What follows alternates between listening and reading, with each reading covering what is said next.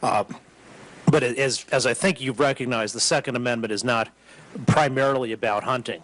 What I've been talking about is what the Supreme Court said in District of Columbia versus Heller, which is what is the core of the Second Amendment, which is the firearms and their accessories, which are commonly owned by law-abiding people for legitimate purposes. But let me and those are not, and I'm not talking about 100-round magazines. I'm talking about what police officers carry, what citizens carry, semi-automatic handguns, typically with magazines of 11 to 19 but rounds. those are police officers.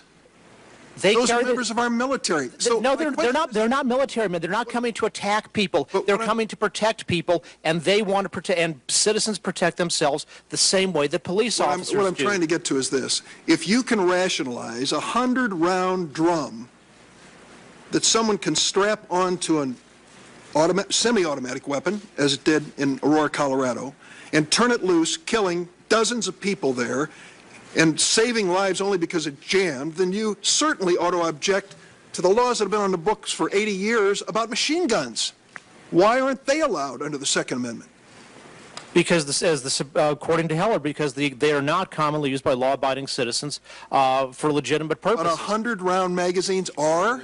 You're the one who wants to talk about 100-round magazines, and thank goodness. I sure do. Thank goodness he had a piece of junk like that jammed instead of something better made where he could have killed more people with it. Well, that's what it's all about then? It's about saving. It's about saving lives. It's about saving lives with ordinary magazines. 100-round magazines are novelties that are not used by police officers or hunters or most other people. But what you're talking about banning, Senator, is normal magazines. Tell us about the lives that were saved in Tucson and what it had to do with magazines.